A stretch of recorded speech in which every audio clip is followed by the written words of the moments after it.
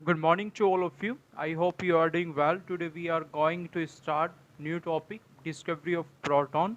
जैसे कि आप सभी जानते हैं कि हमने जो है प्रीवियस लेक्चर में जो है डिस्कवरी ऑफ इलेक्ट्रॉन के बारे में हमने जाना था।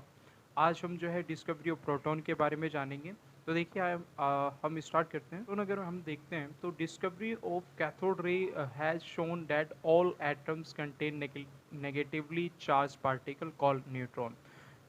जब आपने डिस्कवरी ऑफ कैथोड रे देखी थी तो आपने ये जाना था कि जो कैथोड रे होती है उन पर जो चार्ज पाया जाता है वो नेगेटिव चार्ज पाया जाता है, इसलिए उन्हें क्या बोला जाता है, इलेक्ट्रॉन बोला जाता है। और आप सभी जानते हैं कि जो एटम होता है, ठीक है, एटम जो है इलेक्ट्रिकली अगर मैं देखता हूँ तो वो न्यूट्रल होता है। न्यूट्रल मीन्स होता है उस पर किसी भी तरह का कोई भी चार्ज नहीं होता है, नहीं तो उस पर पॉजिटिव चार्ज होता है और ना ही उस पर नेगेटिव चार्ज होता है, ठीक है। तो यहाँ पर अभी क्वेश्चन अराइज होता है कि अगर कैथोड रे पर नेगेटिव चार्ज है तो कोई ऐसा पार्टिकल भी होगा जो उसे न्यूट्रल करने की कोशिश करेगा। देखिए यहाँ पर क्या होता है, तो यहाँ पर हम ये अनुमान लगाते हैं कि जब ये नेगेटिव चार्ज पार्टिकल जो है एटम के अंदर प्रेजेंट है तो कोई ना कोई पॉजिटिव चार्ज पार्टिकल भी उसके अंदर क्या होगा, प्रेजेंट होगा, ठीक है।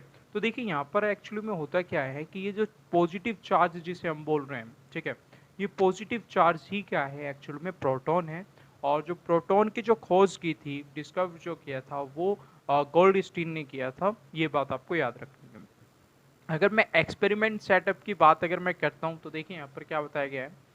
एक्सपेरिमेंट में आपने क्या क्या लिया है, एक लॉन्ग सिलेंडर ट्यूब ली है आपने, जिसे आप डिस्चार्ज ट्यूब आप बोलते हो, ठीक है।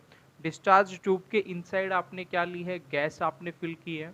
और यहाँ पर आपने क्या की है कि ये जो आप डिस्चार्ज ट्यूब देख रहे हो इसमें आप यहाँ पर क्या ले रहे हो, दो यहाँ पर आप क्या ले रहे हो, मेटल रोड रोड ले रहे हो, ठीक है, इलेक्ट्रोड ले रहे हो यानी कि।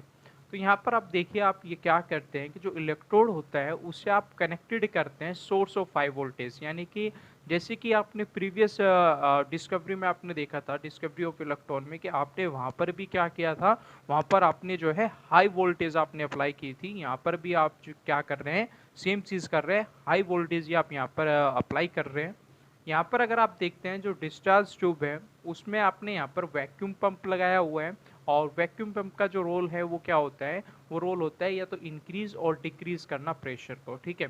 तो यानी कि ये क्या करने की कोशिश करेगा, या तो प्रेशर को इंक्रीज करने की कोशिश करेगा या फिर प्रेशर को रिड्यूस करने की यहाँ पर क्या करेगा, कोशिश करेगा, ठीक है। तो ये चीज़ आपको यहाँ पर याद रखनी है।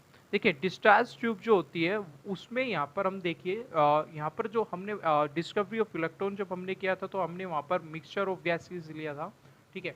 तो एयर हमने वहाँ पर ली थी और सभी गैसेस वहाँ पर प्रेजेंट थी। लेकिन जब हम यहाँ पर क्या करते हैं, एनोड की खोज करते हैं, यानी कि प्रोटॉन की जब हम डिस्कवरी करते हैं तो उस टाइम पर हम यहाँ पर क्या हो जाते हैं, सिर्फ और सिर्फ हम यहाँ पर क्या लेते हैं, हाइड्रोजन गैस लेते हैं, ठीक है। ये चीज़ आपको याद रखनी है। ये हमने यहाँ पर क्या किया है कि जो कैथोड हमने वहाँ पर लिया था वो कैथोड सिंपल हमने लिया था इलेक्ट्रॉन के डिस्कवरी के केसेस में। लेकिन यहाँ पर हम जो कैथोड लेते हैं वो फॉरबिटेड लेते हैं, ठीक है। और फॉरबिटेड में क्या होता है कि इसमें कुछ स्पेस होता है जहाँ से आपका क्या कर सकता है, कोई चीज़ पास हो सकती है, ठीक है। तो ये चीज़ यहाँ पर आपको क्या रखना है, याद रखना है, ठीक है। तो देखिए यहाँ पर एक बार हम इमेज देख लेते हैं। तो देखिए जैसे कि हम इमेज यहाँ पर देख पा रहे हैं, तो यहाँ पर एक टेस्ट ट्यूब ली गई है। टेस्ट ट्यूब में आप दो इलेक्ट्रोड आप देख रहे हैं। जो कैथोड आपका है वो पोरफिटेड रूप में आपने यहाँ पर लिया है, और जो आपका एनोड है वो आपने सिंपल लिया हुआ है। अब यहाँ पर देखिए आप यहाँ पर क्या देख पा रहे हैं कि आपने यहाँ पर गैस ट्यूब के इनसाइड जो है लो प्रेशर मेंटेन किया है। और लो प्रेशर मेंटेन करने के लिए आप किसकी हेल्प लेते हैं, यहाँ पर वैक्यूम पंप की आप क्या लेते हैं, हेल्प कर लेते हैं। क्योंकि वैक्यूम पंप ही क्या करता है, यहाँ पर प्रेशर को इंक्रीज और डिक्रीज करने का काम करता है, ठीक है। इसके बाद आप यहाँ पर ये नोट कीजिए कि भाई पॉजिटिव टर्मिनल मैंने बैटरी के पॉजिटिव टर्मिनल से मैंने कनेक्ट किया है, नेगेटिव टर्मिनल मैंने बैटरी के नेगेटिव टर्मिनल से मैंने यहाँ पर क्या किया हुआ है, कनेक्टेड किया हुआ है, ठीक है। तो ये चीज़ आप यहाँ पर क्या रखेंगे, रिमेंबर रखेंगे अपने माइंड में, ठीक है।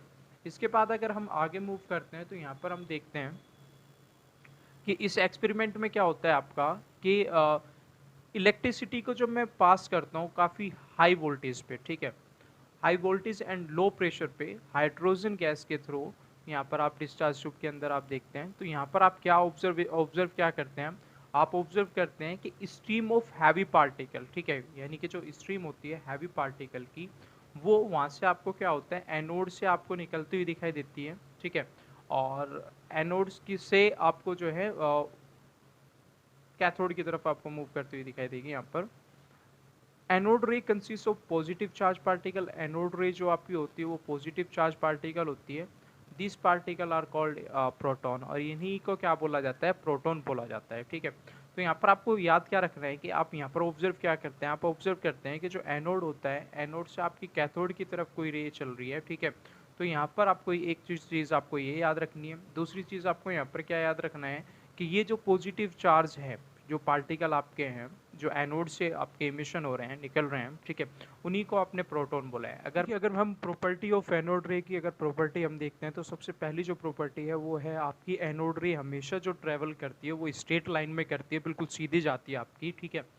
एनोड रे जो कंसिस्ट होती है वो मटेरियल पार्टिकल से होती है। तीसरा पॉइंट आपको यहाँ पर याद रखना है कि एनोड रे जो होती है वो डिफ्लेक्शन शो करती है जब आप उसे क्या रखते हो, इलेक्ट्रिकल फील्ड के इनसाइड रखते हो, ठीक है।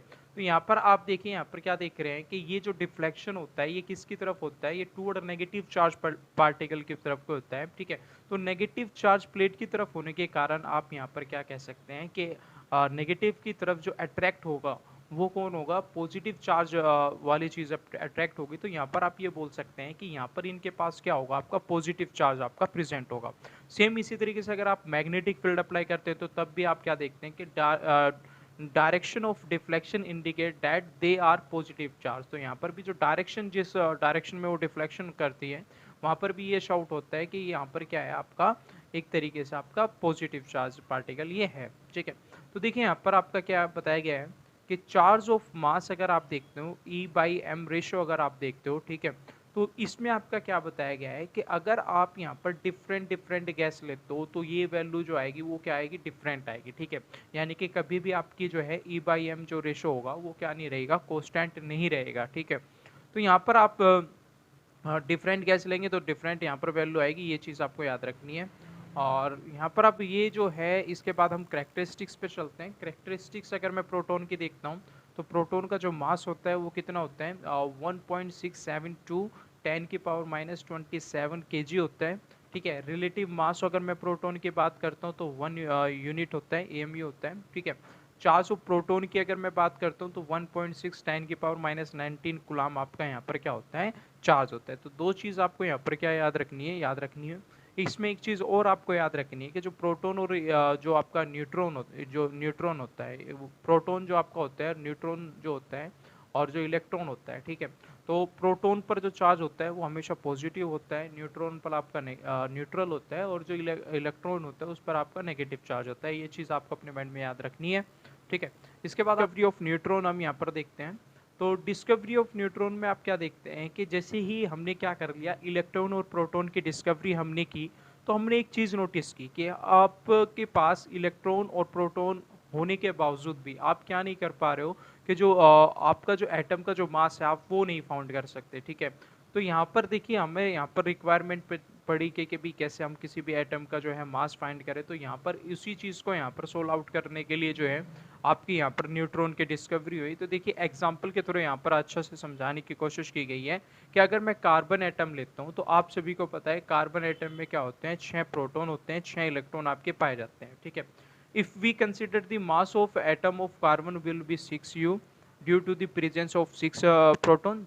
अगर मैं मान लेता हूँ कि भाई आपका जो कार्बन है, कार्बन का जो मास है, ठीक है, तो वो 6U है क्योंकि आपके सिर्फ और सिर्फ उसमें 6 प्रोटॉन प्रेजेंट है। But it was not so, लेकिन ऐसा नहीं हो सकता क्योंकि आप सभी जानते हैं कि जो कार्बन होता है, कार्बन का जो मास होता है वो 6U ना होकर आपका कितना होता है, 12U होता है। यानी कि आपका यहाँ पर जो है ये प्रॉब्लम यहाँ पर फेसिस होती है। तो इस प्रॉब्लम को सॉर्ट आउट करने के लिए यहाँ पर क्या होता है, न्यूट्रॉन की खोज होती है। और ये जो न्यूट्रॉन होता है इसकी जो खोज की थी वो किसने की थी, जेम्स चैडविक ने की थी 1932 में, ठीक है। तो ये चीज़ भी आपको क्या रखनी है, याद रखनी है कि कौन सी डिस्कवरी किसने की, कौन सा एक्सपेरिमेंट उसने यूज़ किया, ये चीज़ आपको यहाँ पर याद रखना है, ठीक है। फिर देखिए यहाँ पर सेकंड पॉइंट क्या बताया गया है कि आपका जो न्यूट्रॉन होता है वो हमेशा क्या होता है, जो आपका न्यूक्लियस होता है, न्यूक्लियस के इनसाइड आपका क्या होता है, प्रेजेंट होता है, ठीक है। आपको ये भी बात याद रखनी है कि जो हाइड्रोजन एटम होता है, ठीक है, उसमें आपका कोई भी न्यूट्रॉन आपका पाया नहीं जाता है। और इसे जो आप न्यूट्रॉन को जो सिंबल इसका जो होता है वो एन होता है। एक चीज़ और आपको याद रखनी है, देखियो मैं आपको बता दूं कि जैसे कि आपने अभी यहाँ पर डिस्कवरी ऑफ प्रोटॉन आपने देखा, तो डिस्कवरी ऑफ प्रोटॉन में आपने ये देखा कि वहाँ पर जो हमने है वो हाइड्रोजन गैस हमने ली थी, ठीक है। तो हाइड्रोजन गैस लेने का जो मेन मोटिव था वो ये था कि आपकी जो हाइड्रोजन गैस होती है वो कैसी होती है, एक तरीके से लाइटेस्ट एटम आपका होता है, ठीक है। जिस कारण आपका क्या होता है, E/M रेशो जो उसका होता है वो काफ़ी क्या आ जाता है, हाईएस्ट आ जाता है, ठीक है। तो ये चीज़ आपको अपने माइंड में याद रखनी है। इसके बाद कैरेक्टरिस्टिक्स अगर मैं न्यूट्रॉन को देखता हूँ, तो जैसे कि मैंने आपको बताया कि आपका जो न्यूट्रॉन होता है वो न्यूट्रल होता है, उस पर किसी तरह का कोई चार्ज नहीं होता है। मास की अगर मैं बात करता हूँ तो लगभग आपका जो है जितना प्रोटॉन का होता है उतना ही इसका भी क्या होता है, मास होता है। तो ये चीज़ आपको यहाँ पर अपने माइंड में याद रखनी है।